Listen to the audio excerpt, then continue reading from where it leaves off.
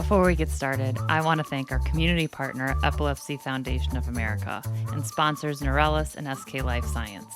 Thank you so much for believing in this podcast, for making conversations like this possible, and giving us a space to talk about our epilepsy what the F moments. Okay, here we go. Hey guys, welcome to What the F. I am so excited about today's guest, Dr. Amee Shah. She is here today to talk about her journey with epilepsy. And can we just talk about how badass it is to have a doctor on living with epilepsy? Amee, thank you so much for being here. Thank you for having me. I'm excited to have this conversation. Oh my God. Yeah, well, I'm very excited to have this conversation because I know that you, in our previous discussions, you told me that, you've had epilepsy almost your whole life. But until recently, you really didn't open up about it to anyone. Yeah. Yeah, and I am so curious, as to, why. I want to start with first, why you didn't talk about it before. Because lately, I love it. I see you everywhere right now in the epilepsy community. You've been on so many podcasts, you're doing so much work, and I love it. But I'm just so curious. I first want to talk about, because I want to talk about what you're doing now, but also, I think we all have reasons for why we keep it to ourselves, if we do, And I want to talk about yours. Why were you I'm not going to talk about this? So it's multi-layered. I think one of them was I never had to because my seizures were nocturnal, very controlled with medication. Clearly, I'm South Asian, so there's a lot of cultural implications that were unspoken that sometimes you just don't talk about things like that, or you just don't want people to know about things like that. Okay. I was never told by anyone not to talk about it at that age. What age was that? When I was diagnosed. How eight, old were you? 8. 8. Yeah. Okay. So really young. I don't even know what's going on, right? I'm being taken to 90 minutes away to see the neurologist that we're seeing, and I don't really know what's going on, but I have partial aware seizures. So I know what's going on during my seizures. Wow. What is that like? Because I think I've had those too. Yeah. I say I go in and out of awareness. Yeah. But what does it feel like to just be fully aware while having a seizure? What the fuck? Oh my God. That was the best answer. I mean, it's you know what's happening. Yeah. And mine is just motor. And if you kind of dive deep into it, it's Jacksonian March. So sometimes it stays localized to a certain area, and sometimes it kind of travels. Okay. And so what does that look like? Just for all of us. I mean, just kind of. There's so many types of seizures. Yeah. And mine is my right hand, and it just starts tingling. Oh. And just kind of moving. Yeah. Okay. And that's kind of how it presents. Oh, God. In the beginning, my first presentation was not like that. It was a full tonic-clonic. I slept in my parents' room at 8, even at 8, which is a blessing in disguise, I tell my mother. Yeah. And so my first one, it was something, we went through that whole process, called 911, got all the testing, negative. But, and I was never told not to talk about it. It's just something we didn't talk about to other people. Okay. Now, I always slept with my sister, shared a room with her, and so I always had someone there at night because they were always at night. And so that was the pattern that had showed up at the time. Mm-hmm. And I didn't really have sleepovers then much. It wasn't really anything that affected school, didn't affect my social life or my social, kind of what I chose to do as activities outside of school. So there was really no need. And I was never felt like it was shameful to tell anyone. But I don't know if culturally that was kind of just put on it. What do you mean by that? In South Asian culture, and I think epilepsy in general is taboo, right? 100%, yes. And so now add the layer of cultural taboo where people don't even want you to know if you have, they don't want to disclose to me as a practitioner if they have high blood pressure and cholesterol. They're like, oh yeah, sometimes it's high. And I'm just like, well, let's talk about this a little bit more, right? Yeah. And so it's... So is it like a privacy thing where Yes. it's we just keep those things within Yes. a small circle? Yes. Okay. And that's what I'm trying to break, because why? Why do we need to do that? Right? Yeah. I've done that forever, clearly. I have to ask you a question. And just out of curiosity, because you said the seizures were nocturnal. Yeah. Was SUDEP ever brought up to No, you guys? Yeah. I'd never heard of that Yeah. until within the last 5 years Wow. on my own as an adult doing Wow. research. That's insane. Yeah. Yeah.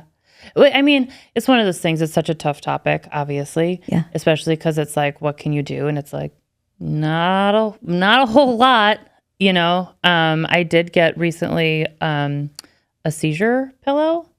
Okay. I didn't know those existed until I was talking with someone, actually at Danny Did, and they're like, you have nocturnal seizures? Do you have a seizure pillow? I'm like, what are you talking about? Like, I've never heard of this before. This was like 6 months ago. Wow. This was not that long ago. And they're like, oh God, really? And I was like, yeah. And they're like, do you want one? I was like, sure. You know, and so like the nights, because my husband Steve's a firefighter, and so he has 24-hour shifts. So the nights that he's gone, I'll like sleep with the seizure pillow, you know. But I'm like, do we know how much this does? I don't know. You know, it's such a weird, SUDEP is such a weird thing to get into because it's like, Yeah, I don't know enough about it. And Danny Did is a great foundation that I've worked with as well.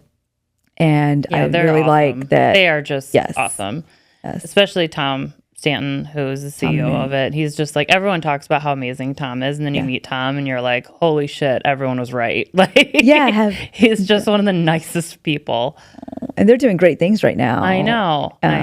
With their mission. And it's exciting. Okay. So side tangent. Anyway, we're fangirls of Danny Did. Yes. Okay. So you're, living, sounds like kind of normal-ish childhood. Yeah. And it seemed like to your lens, it was pretty normal. Like, yeah. As an 8-year-old through 17-year-old, it was a normal lens. Yeah. I was doing all the things. And what I, in hindsight, think was a blessing in disguise was I was never told I couldn't do anything.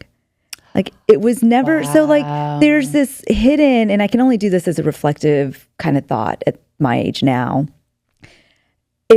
I never felt like there were limitations. That's awesome. And that's kind of one of the things that is double layered, because when you accept it, you're like, look, this is real. Like, this is real. Yeah. And then when you're kind of in la la land about it, you're just like, oh, no, I don't have anything wrong with me. I can do anything I want to. Mm-hmm. And so I lived in this la la land, and gosh, I did anything I wanted to. Wow, that's so amazing. And just because, like, especially when I think about becoming, going into med school. Yeah. Like, because I've heard from so many people that they wanted to, but then they felt like their epilepsy was a prohibitive factor. Right. So did that ever cross your mind? In some way, I think subconsciously it did, because I come from a family, or my siblings are both physicians. And I knew at a young age that I couldn't do call. Sleep is a trigger. I needed a consistent sleep schedule. I couldn't be a nurse. I couldn't do firefight. There's certain occupations that I subconsciously, without vocalizing it, knew I wasn't going to thrive in those environments. But so your self-awareness was really high. Right. Even at that age. Yeah. And I was like, dentist, make my own schedule. I go to one all the time. I have an orthodontist. This looks fantastic. Like, yes, sign me up. I can do this. Oh my God, that's awesome. I love that. And I was able to do it. Yeah. I mean, you're doing it. I'm doing it. Yeah, which I just think is so awesome. Just as like this beacon of hope. Like, here we are. We have a medical professional. Yeah.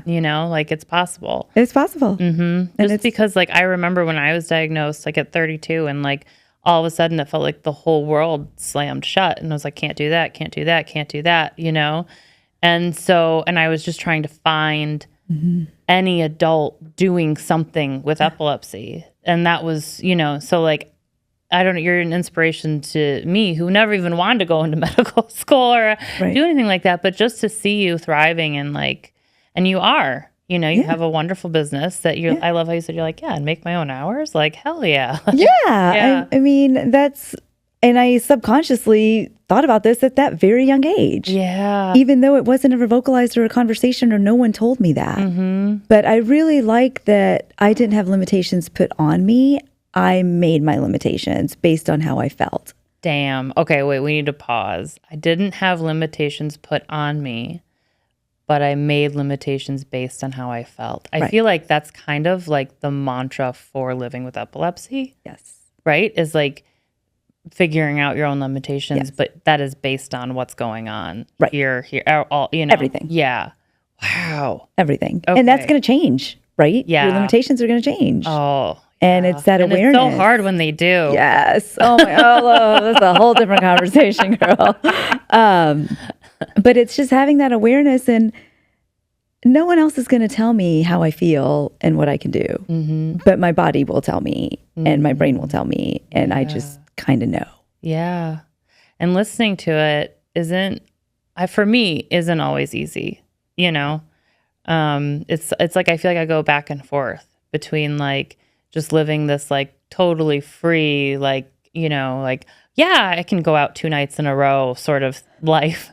And then like the next day I have a seizure and I was like, well, I know why, you know, because I like, you kind of forget sometimes, or I do anyway. But, okay. So at what point did you feel like you wanted to start talking about your epilepsy, or did a point come when you felt like you wanted to share with a friend first, or what did that look like? Yeah. So I made it through, and I feel like I had checked all the check boxes of success in a South Asian community, right? Okay, here we have this girl.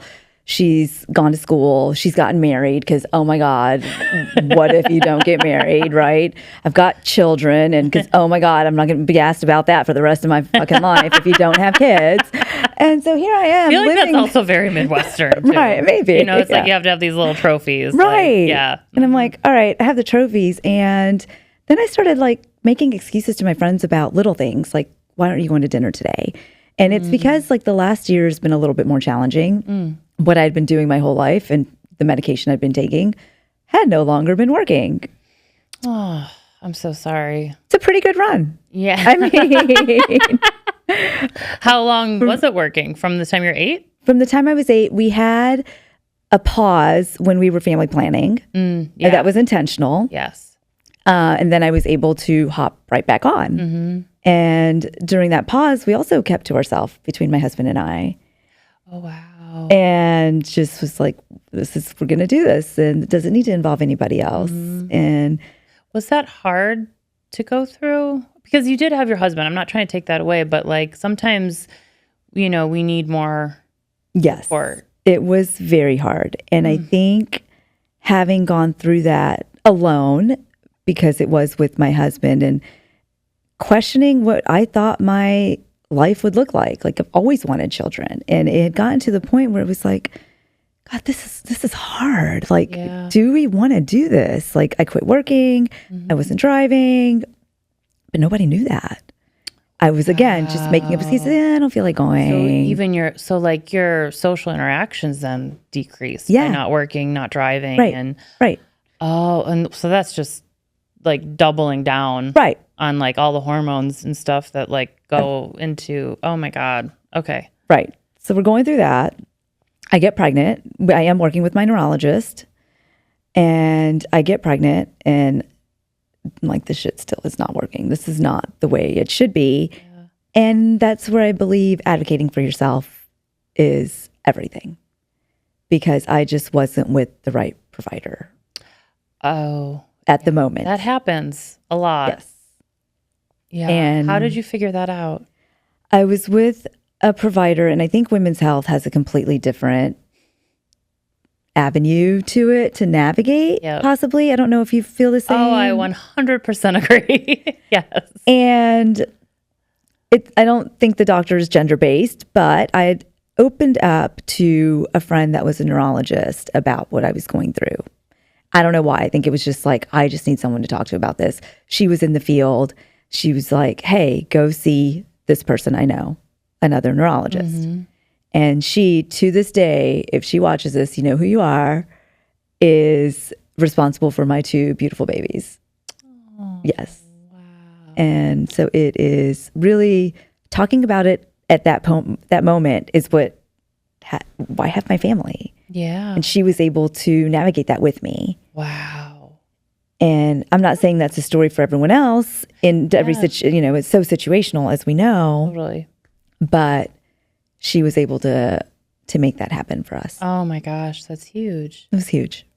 What was the difference in care? Like, what did that look like? So and I only ask this so anyone listening who is in that boat, you know, knows what to look for in an epileptologist when they're doing family planning. Yeah. Someone who is aware of hormones and the effect on epilepsy, I think, is important. And the approach is different than it is with another patient. And I think if you can't categorize that and individualize that to an a la carte menu, you're not with the right provider. That's just an a la carte menu. That's so perfect. I mean, it's true though. Yeah. No, I think that's great. Like just pointing out the nuance that like every person, if an epileptologist does not understand right, that every person has a different type of epilepsy, even if they have the same type of epilepsy. right. Yeah. Oh, wow. That's awesome. And how old are your kids now?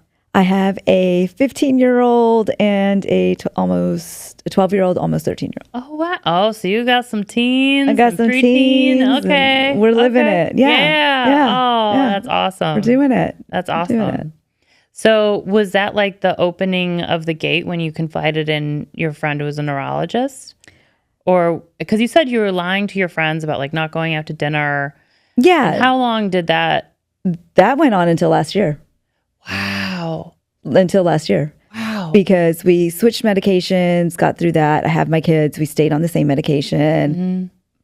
You know, we're living in our little la la land. Yeah. We're like, oh, this doesn't exist. And totally. Yeah. you know, I don't have anything wrong with me. Right. Like, there's no way. And ironically, my 43rd birthday last year, I did a kind of a celebration of life party. And I didn't call it a birthday party because I'm not a big, like, let me celebrate me. And we did a casino night. Oh, fun. And all the proceeds went to Danny Did.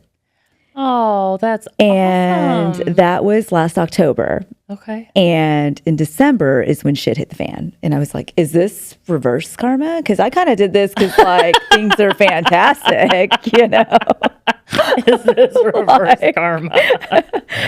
Yeah. Like, I mean, universe, what the fuck? Right, exactly. It totally was. I was like, I just celebrated because I am so lucky and I want to give back.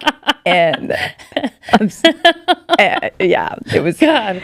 It's kind Epilepsy is an asshole, it was man. like, it was a mind fuck. Like, and my last drink was last Christmas. Yeah. That martini. R.I.P. Yeah, All right. for now. Yes. So what changed? Like what happened? We don't know, but putting Right, that's always the answer. Yeah. We don't know what happened, but we don't know, but in my gut, and I think my doctors that I'm working really closely with at the moment think it's hormonal. I mean, I'm a 44-year-old woman.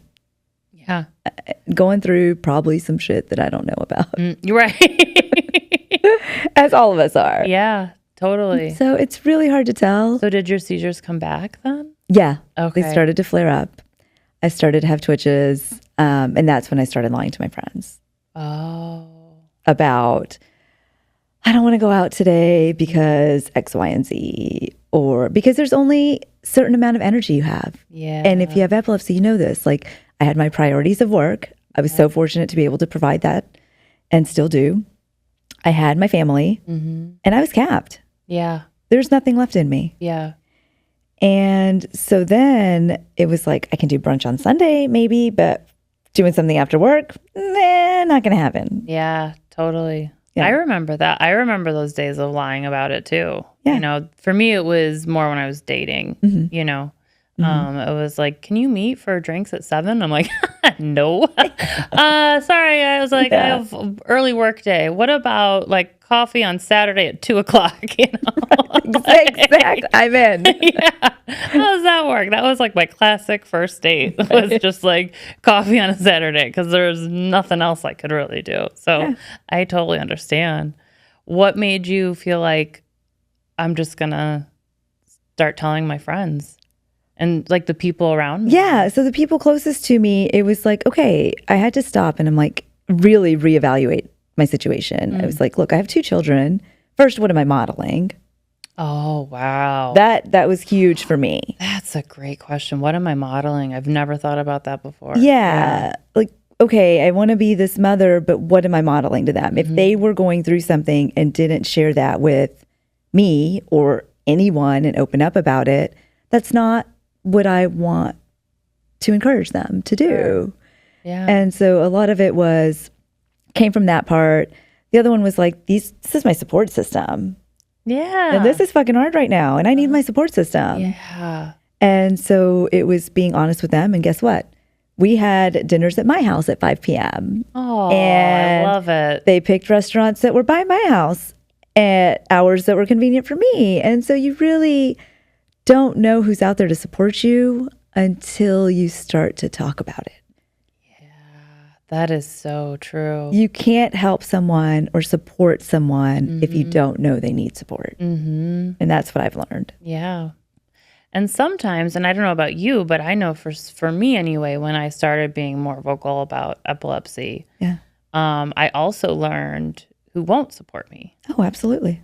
And I think sometimes that's just as important to know, you know? The cleansing process. It is. It's a tough one. It is. It's not easy, but like when it makes the future easier because then you know who to reach out to and who to count on when you need that person and who not to reach out to.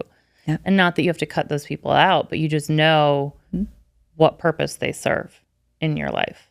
Absolutely. Yeah. And that's where from January to May, I finally got strong-armed by my neurologist to go and do this dreaded 5-day the EMU stay. The EMU yeah, stay. And with the EEGs and And that's when I was like, okay, what am I going to tell people I'm at for 5 days? Like, this is real now. Now it's real. It hadn't been, right? Before it hadn't been. She's been telling me to do this for years. I'm like, yeah, whatever. I'll do it. I'll do it, whatever. Yeah. And they're not fun, so I don't blame you. I had to talk about it and I had to learn about it and I wasn't going to lie about it. Wow. And that's why 2024 is when I started talking about it. Wow. And owning it. I mean, and how does it feel? Amazing. Why? Because the weight is lifted off of my shoulders. I don't have to hide a part of me anymore. You can show up authentically as yourself with everything you have. Yeah. And it's not an excuse. It's real. Yeah. Yeah. Like, it's not an excuse. It's real. Wow. You're just dropping like these really great little trinkets in here and I love it. It's real. And it was part of it, or the hardest part of it was accepting it myself, as weird as it sounds. That does not sound weird at all. I understand. That many years. Yeah. Like really shaking out of my denial. Yeah. But when I was saying no to those dinners and no to those brunches, I had a lot of time with myself. And that's the time I spent going inward. And that's when I was like, look, we're going to do this and we're going to talk about it. And guess what? My personality is you go big or you go home. So. Well, and I've noticed that too. Like I, said earlier, like I see you on Instagram, like everywhere in a wonderful way, like every time, so and that's my other question is like, not only were you like, I'm going to let my people know, but you're also talking about it very vocally, very, in like all of these different platforms. Yeah. And I guess my question is like, what drove you to want to make it bigger than your circle? Yes, because this is bigger than myself. This is bigger than epilepsy. This is educating. This is accepting. There's a lot of different layers, and all of us can relate to this. And what kind of sparked me was I posted a picture with my leads on my head and on my personal Instagram page. Which is like the most, we all look like awesome with those. Oh. It's like the creepiest shit. Yeah. And then, so I did that once too, like as a joke. I did it. And I was told that I shouldn't do that and I should take it down. And that was like the fire to the fuel. That was the fire of like, okay, I have 2 paths. I have three paths I could take. 1, I could take it down. That didn't happen. 2, I could internalize this, take it personally, feel really bad about my condition, really bad, sorry for myself, and go down this path. 3, own it and let's talk about it. And I chose 3. I love it. Yeah. So it's kind of one of those things where it's like, take it down. And you're like, oh, not only am I not going to take it down, I'm going to go on a tear. Yeah, pretty much. I'm a Scorpio. I mean, I don't know. I just feel like I'm built that way. But use that in a sense of purpose and using it for empowerment and education and seeing the positive in it instead of the negative. Like, just like we talked about, finding your abilities instead of defining yourself as having disabilities. And so my self-talk has been very positive about myself. It's like, I can't do this, but guess what? Hell yeah, I can do this. Sure. Right? Trying to like almost even the scales. Yeah. Yeah. Like, okay, I can't go and lift like I used to at the gym, but guess what? I get to go today. Yeah. Right? I do. That resonates really hard with me. Yeah. Right. So it's like finding appreciation in the little things, even they may not be what you wanted them to be or what you thought they would be. Totally. It is one of those things that is like, it's a double-edged sword, right? Because it's like, I love the fact, and I feel like I've talked to so many people with epilepsy who are like, well, it's made me appreciate the present moment more and whatever little nuggets I can get. Yeah. Even though like, that's not, those nuggets like before were not my dreams, you know? Right. But it's like, I mean, for like 2 years after I was diagnosed, I just couldn't go running just because I was having like so many seizures. And I remember like the first time I got back out there, which was really hard physically. And I was just like, I'm like that idiot who's smiling and running now and very slowly, but I'm like, I don't even care. Like, this is the best thing ever because I'm out here. Because once it's like taken away, it's appreciated more, which I wish we didn't have to go through that part. Like, I know. I wish I just woke up and could appreciate everything without having to be punched in the face for it. But so that's what I tell people. I'm like, 2024 was like a kick in the ass. And you just got to take the kick and come back. Yeah. Okay. I 100% kick in the ass, but then you came back and kicked ass like in 2024 as well. We still get kicked down, but I'm not going to stop kicking. Right? Like, I wouldn't say it's done. I wouldn't say it's over. Right. It's all chronic. Right. Always there. But I'm going to find a way to utilize the strengths that I have and what I can do in the time that we have. Wow. That's so cool. You just have such a like balanced perspective, which I love and that's something I strive for, just the like, recognizing the bad, acknowledging the good, you know, and just kind of like going through life like that. Just honoring your can'ts. Yeah. Because there is a list of those. Right. And so unfortunately, it sucks.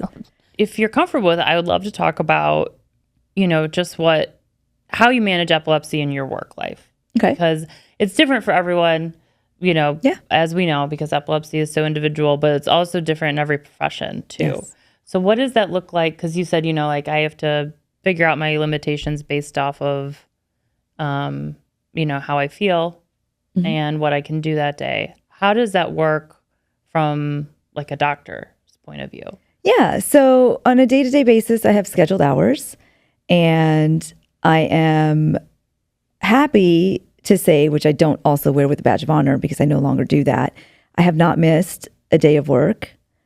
And again, I'm not saying that with a badge of honor by any means. No, yeah. I'm fortunate and appreciate that's been able to work with me, and I've shortened my hours to some extent. We have other colleagues that we've hired on board, so there's other dentists there. And it's kind of this unspoken rule among doctors that like, I got you when you can't. That's awesome. And we have a team. And my work team that works with me knows. And if they see me walk out the door at 5, they know the other doctor's going to see the patients. Mm-hmm. Wow. That's okay. That's awesome. So you're able to like, I don't know, you're able to honor how you're feeling, but also other people are going to do that too. Yeah. Which is really fucking cool. Yeah. Because that's like what we all need. We all need that, you know? Yeah. It shouldn't be something that's that like prized, right? It shouldn't. It should be the fucking expectation. Right. But like you hear that and you're like, amazing. Like, oh. But last year, me would have been like, no, I got to stay till 7 o'clock and do everything for everybody. So I've set a lot of boundaries. Yeah. Just the other day, first, when any of my team members come in and say, do you remember? I give them that look. I'm like, no, I freaking don't remember, but I will continue to listen. And so you're like, yes, but remind me again. Right. Can we write it out? Let me get the computer, write it all out. Then let me go back. Yeah. But it's really set boundaries. And I think that in a good way, in my personal life, professional life. And I've learned a lot this year. And I think I've grown a lot this year in a really good way. Yeah. I mean, it sounds like it's like 2024 was just like transformational. It was. Yeah. It will. That's so cool. Like to just be, because I feel like you're ahead of the game with retrospect. Like so many times we don't really see those years until it's been like maybe a year later, you know, but you're like in it, you're like, no, this is big. Like that's very cool. Yeah. Where does that part of you come from? I think my mom is just like this strong woman, and she takes anything and turns it into a positive. Like there could be 100% burned pancake and she's going to find the one little piece of it and be like, well, let's try this, you know? And so I think syrup. right. Just dip it in something good. It's going to be fine. That's awesome. And so I think I've been surrounded by that. Yeah. And it's kind of now is my opportunity to spread that, hopefully. And we all have our shit. None of us have it together. Yep. And I think that's the thing to always remember, you know, and remind people like, everyone's going through something and we probably don't know what it is. So just like there's a quote, it's like, everyone is going through something, so be kind always. Yeah. And I love it. Because it's like they're battling something you know nothing about. Yeah. And it's made me realize that because I was the rat race girl, like just doing my thing, right? Because I could. Yep. And I wore that as a badge of honor. Like, I get to do this and this. I'm going to go to the soccer game and I'm going to go to the dance competition and then I'm going to work and I'm going to go see my girlfriends. And now I'm just like, you know what? Guess what? I'm not doing any of it. Yeah. And I say that proudly. I don't say that feeling bad about it. Which is, I love that so much. Just because it's like, let's not make doing everything the badge of honor, as you keep saying, which I love that take on it because I think that's so important, not just for people with epilepsy, but society as a whole. Yeah.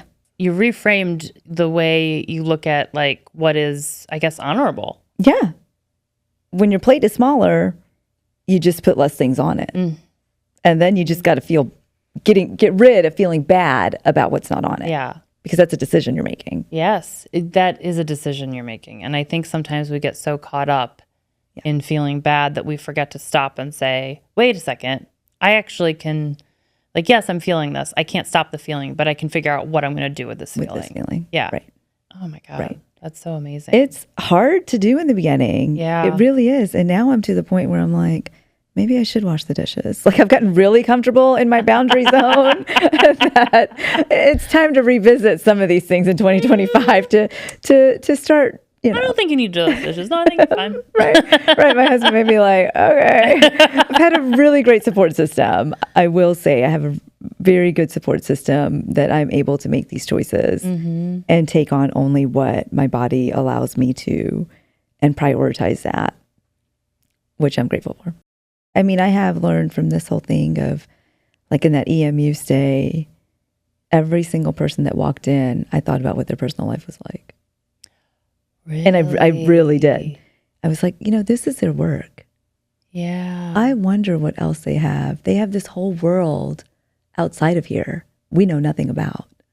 Wow. And so give people some grace. Like that's what it's taught me. And even as an employer, like I used to be like, oh my God, so-and-so called in sick. She's got this and that. Like, I'm sorry, your finger hurts today. Like you can't come to work today. Like I had this like bar of like, what are you talking about? Your toe hurts today. Like, get your ass to work. Right. But now I've kind of softened up a little bit in that sense of like, you know what? Maybe that's not the full story. Maybe I don't need to know the full story, but that's okay. We'll figure it out. It sounds like you have this very holistic viewpoint with compassion and empathy. Yeah. And that's come along more this year. Wow. And I'm just amazed by the EMU story, because when I'm in the EMU, it's so focused on you, right? I mean, literally there's a camera on you, right? And like a nurse has to come in the room if you want to go to the bathroom. Right. Yes. So the most embarrassing. So annoying. So like, it just feels very, self-focused. And the next time I go in, I'm going to take that with me of like, these people have their lives too. Yeah. And they're coming, you have to meet them where they're at too. And I think that comes with me showing up at work and putting that white coat on and asking questions to my patients and providing the best care possible to them without telling them my story. Like I'm not their therapy, it's not my therapy session, right? Right. And so to me, I'm very aware of that relationship, the doctor-provider-patient relationship, to where I was fully the patient. I really looked at it and been like, gosh, as a provider, I don't know what she has after this. Wow, that is huge. Because you're just on both sides. Yeah. Literally. Wow. Oh my God, that's amazing. Yeah. You are very inspirational. I feel like I could listen to you talk all day long. Thanks. And so I'm going to ask 3 questions before we wrap up that have nothing to do with what we've been talking about. Perfect. Okay. Number 1, what is your favorite color? Black. That sounds so bad. That's so bad. I like black. There's nothing wrong with that. That's fine. Isn't it like, I think you're the second guest to have said that, and they had the same reaction. They're like, oh, shoot. I know. Not in a bad way. I know. Yeah. No, I mean, it's so, I've had someone say black. I've had someone say white. And then every time they're like, maybe I should have a more fun color. But like, you got to be who you are. And your favorite color is black. I love it. Number 2, is there something that like if you had more free time, that what would it be that you would do if you had like, because I'll ask people like, what do you do in your free time? They're like, I don't have fucking free time. I don't know what you're talking about. So like if there was like this extra hour or 2 of free time. And I think to that response is anything you're passionate about, you make time for. Oh. And free time to me, currently, my free time, I like to spend doing things like this. It's my day off. I will be back at work tomorrow. Spreading advocacy. I am a constant student. I don't know. I just can't help it. But I'm going back for coaching to give back to the community, because I think my process through the year of having a therapist and a coach support me through what I have been through has been crucial. It has motivated me to be able to provide the same. Yeah. And so what type of coaching is it? It's life coaching. Oh, mindset coaching. Oh, nice. Because that's what's gotten me through it. It's just changing my perspective. Yeah, totally. So, okay, well now I want to like ask more about this coaching. When will you be a coach? I am going through the training currently, so I'm looking at about 3 to 4 months. Okay, awesome. Well, so we're done. Keep me posted when you're a coach so we can let everyone know, because I'd be your, what do you call it if I'm... Client? Client? I'd be your client. Yeah. I'd go coaching with you.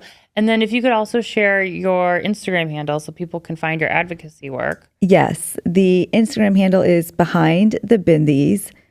Behind, Behind, the THE, Bindies, Bindis.